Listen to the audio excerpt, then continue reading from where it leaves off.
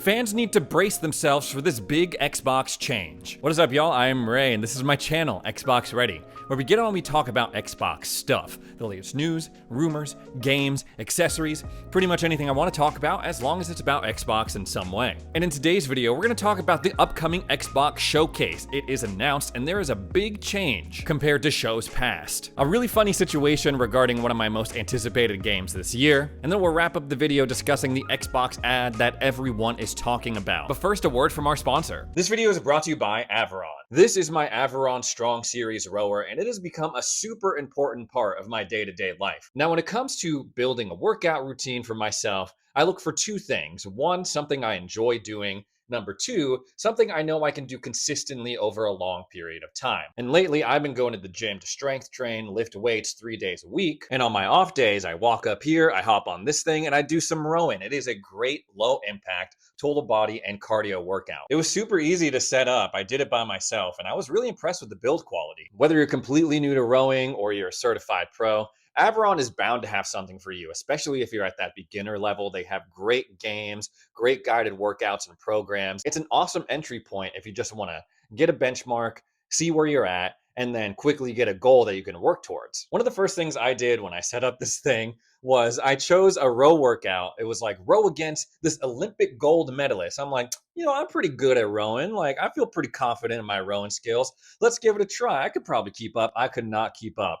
No, I got smoked, but it gave me an excellent goal to work towards. This rower also supports a variety of streaming apps, so if you want to hop on, casually row while you watch Netflix or listen to your favorite podcast on Spotify, you can do that too. And when I'm done, all I got to do is just pop this baby up and it's out of the way. If you want to check out the Averon Strong Series rower or any other Averon product, you can go on over to their website. And if you see something you like, you can use my code XboxReady50 for $50 off of your entire purchase. Thanks again to Averon for sponsoring this video. It's crazy to think that we're already 4 months into 2025. I swear just the other day we were ringing in the new year. January was a crazy month for me. I live in LA, so everything was on fire. It sounds like I'm making a joke out of that now, but I'm just trying to illustrate here that time is flying by. And before you know it, it'll be June and it'll be time for the big Xbox Showcase. Yes, just the other day, Xbox announced that on June 8th at 10 a.m. I was gonna say Pacific Standard Time, but I almost bet that I'm getting my words all twisted up. At 10 a.m. California time, which is where I'm at, the Xbox Showcase is returning, followed by the Outer Worlds Direct, which will function much like last year's Black Ops 6 Direct, the year before Starfield Direct, where they're gonna reveal new gameplay details and developer insights straight from the people making the award-winning first-person sci-fi RPG at Obsidian. My friends at Xbox emailed me, giving me a heads up like, hey, here's the time and date for the showcase. Here's how that day is gonna look, more or less. I don't know how much I can reveal about what they have planned for content creators and media, but at this point, you probably know that there is a major change for this year's showcase compared to years past. And that's the fact that there's not gonna be a live event. There is gonna be no FanFest this year. And I'm not gonna lie, that is, okay, on one end, I understand that if you are Xbox or any of these other platform holders, if you just want to show off your upcoming games, you don't necessarily need to rent out a whole theater in LA to do so. Nintendo Direct, State of Play, those are all digital events. And when Xbox has Developer Direct, that's digital too. They don't do live shows for that. So yeah, it's not necessary, but it's always been a cool thing that sets Xbox apart from its competitors. I can't say if it leads to increased hype or interest in these games, increased sales, but it was a really cool thing that they did for the community. Some kind of event that hardcore fans can rally at and connect with each other. The Xbox community is one of the things that has drawn a lot of people to the Xbox brand. Chances are, if you're an Xbox fan, you have some sort of story about how, I met my friend through Xbox Live in the Halo 3 days. I remember going over to my my friend's house to play Gears of War 2, or setting up these awesome LAN parties, and we'd play all through the night and just hang out, eat junk food. There was a lot of things we liked about those Xbox games, sure, but more than that, they gave us the opportunity to connect with other people, which made them that much more special. When I think back about those classic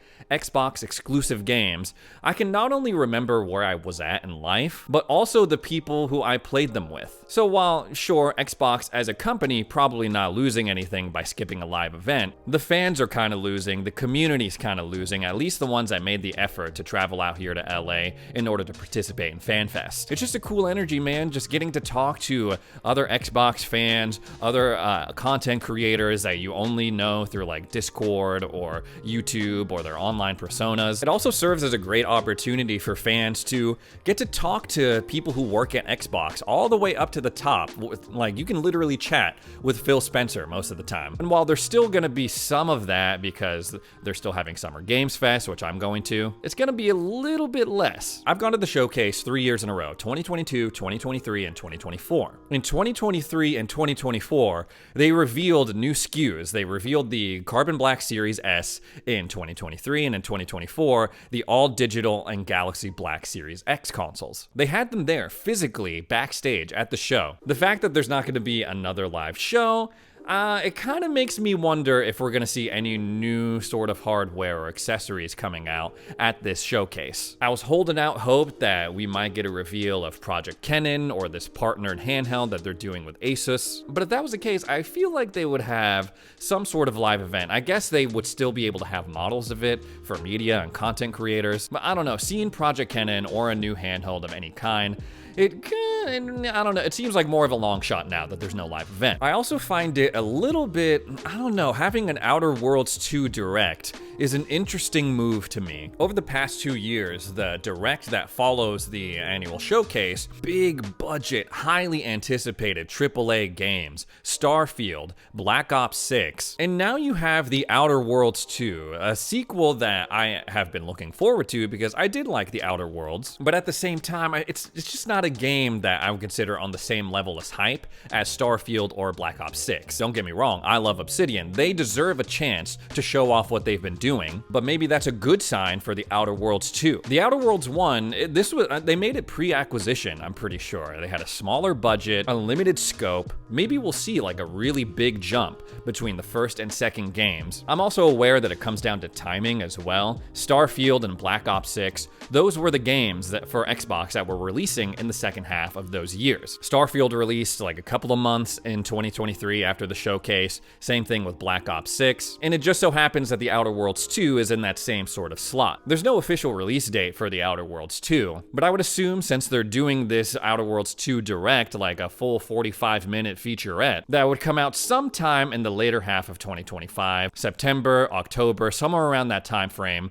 similar to Black Ops 6 or Starfield. It also kind of reminded me that second half of 2025, not as busy for Xbox in terms of their first-party releases compared to the first half of the year. First half of 2025, obviously they shipped Avowed, they shipped South of Midnight, they're gonna ship Doom the Dark Ages, and then they have a couple of partnered projects like Expedition 33 and Ninja Gaiden 4. As for what games they're gonna show off, we're gonna probably see some repeats from last year, Fable, Perfect Dark, State of Decay 3. They always show off new seasons for the Elder Scrolls Online and Fallout 76. They've been kind of weirdly quiet about new Call of Duty projects. I expect that we'll see more gameplay-heavy trailers for Fable and Gears of War E-Day. Is it time for an Elder Scrolls 6 tease? I don't know where the hell they're at on that, but if you're gonna have an all-digital event, that would be a good way to make people forget that you dropped the live portion. I'm still looking forward to it because, again, I love Obsidian, and I did enjoy that first Outer Worlds. It's about do or die time for some first-party stuff that we haven't heard about in a while. Everwild, it's do or die for Everwild, man. A Hollow Knight Silksong trailer would be super fucking awesome. We need to definitely see more from Halo Studios, formerly known as 343. Last time we heard that we're working on multiple Halo projects. Over the past 2 years, there's been like no Halo anything at these showcases, which is just wrong. Halo and Xbox, they used to be like, like intertwined. We need to bring Halo back into these shows. So it's time for Halo Studios to step up and show us what they've been working on. One of the games I'm most excited about, probably not gonna make it to the June showcase for a trailer or for a reveal based off of what we've been hearing. I'm of course referring to the Oblivion remaster, which everyone has been talking about. If this was supposed to be a secret at Bethesda, they did a terrible job keeping it because everyone seems to know when this thing is gonna release, its existence, and that's not necessarily their fault. Back in 2023, there was a pretty big Xbox leak, and that included a bunch of Bethesda stuff, which included this Oblivion remake. Apparently, it's supposed to be coming out this month, April. There's a lot of debate on when that's gonna happen, though. This one guy, he was like, oh yeah, it's definitely coming out this week. And then it didn't come out that week. And he was like, definitely next week. Didn't come out the next week. And he's like, okay, it's definitely coming out in the second half of April. Nate the Hate says it's gonna come out April 21st, around that time frame. Definitely second half of April. Why are they so insistent on shadow dropping this? This is something I've been waiting on for years. I've had to suffer through so many Skyrim ports and not one Oblivion anything. Sure, they did a decent job giving me the like free upgrade, free next gen patch on when I play it on my Series X, but I want the remake, man. I want the remake. I love this game. I don't care who knows it. I love this game. It has a special place in my heart, and even when I play it back now, despite all its flaws, there's something about it that just pulls me in every single time. And apparently we're gonna get it right after the latest season for the Elder Scrolls Online wraps up.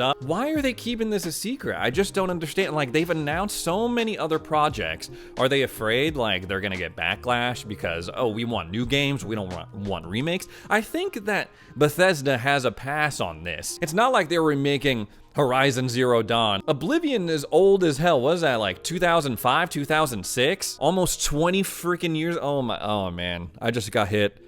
I got hit with the realization of my own mortality and the passage of time there. Oh, whoa. 20 years ago almost, Oblivion came out, and we still haven't got a remake. That's crazy. I hope that this remake comes out in April. But then again, I can kind of wait because I'm still working my way through a couple of games in my backlog, and then Expedition 33 is gonna come out later this month. I gotta play that. Oblivion, just like any other Bethesda RPG, is a time suck. So even if it doesn't come out this month, maybe if it waits like another month, but then freaking Doom the Dark Age is coming out in May, damn it. Okay, so I'm just gonna have to juggle it, who cares? And to finish out the video, let's talk about the Xbox ad that everyone is talking about. Directed by David Fincher, of all people. Mindhunter, Zodiac, Fight Club, The Social Network. I mean, David Fincher, bro, directed this commercial, which is kind of like, I'm into it. I'm into it. Ultimately, it is a commercial about being able to play Xbox games on a Samsung OLED TV, but it's got like this weird surrealist vibe that we used to actually see a lot of back in the day when it came to video game commercials. Basically, this commercial alleges that playing Xbox games can help break up the monotony of your life, the rat race that everyone seems to be trapped in. Whether you're playing an Xbox game on your phone, on your handheld, whether you go home and play on your TV, on your couch. Overall, I do like the message of this commercial. It's not alleging that playing Xbox can change your life. No, instead it's saying that Xbox can help you, even if it's just for a moment. Instead, it seems that this commercial is arguing that Xbox, even if for a moment of time, even if just a small sliver of your day, you can reconnect with something that brings you joy and breaks up the monotony of your life. Whether it's when you come home, whether it's you being on the subway and you whip out your handheld. Wait, no, I shouldn't say whip out. If you take out your handheld gaming console, choose to play Xbox games that way, you can stop being a rat and be someone that smiles and enjoys things. It's actually a pretty good argument for this is an Xbox or play Xbox games anywhere. Yes, even if you're on the subway, even if you're walking on the busy streets of this ambiguous urban metropolitan area, you can steal a moment of joy for yourself. Because guess what? You can play Xbox games on your phone too. The Play Anywhere cloud gaming initiative, it's been growing on me over the past couple of weeks, and last night I was actually playing South of Midnight through cloud gaming on my phone with my Backbone controller. before, because once again, I was misplaced from my gaming cave, my gaming setup, because my wife was filming up here with her friend, their podcast, and I was sitting there thinking, I'm like, okay, maybe this isn't so bad after all. Maybe this could be kind of cool if Xbox continues to handle it the right way. I was really excited to see that they're doubling down on the Play Anywhere stuff. I think that's a genius idea if they can get developers on board with it. Even if you don't have a PC, if you buy something that is Xbox Play Anywhere, if in the future you decide to get a PC, you'll have that copy of the game ready to go, and all of your saves and progression, your data will transfer over. It's something that they need to lean into, and honestly, looking at all this Switch 2 stuff and the fact that they have game share, oh, you can share with up to 5 people, they should do something like that too, because again, Xbox, like I was saying in the beginning of this video, it's not just about the games, but about the community, sharing that joy with other people, and now you can experience that joy on multiple screens, but don't forget the community part, don't forget the sharing part. Anyways, guys, that's all the Xbox stuff I have to talk about today. Thanks so much for joining me for another edition of Xbox Ready. If you made it this far into the video, consider subscribing. Help me on my journey to 200,000 subs. Thanks again for watching, and we'll see you in the next video.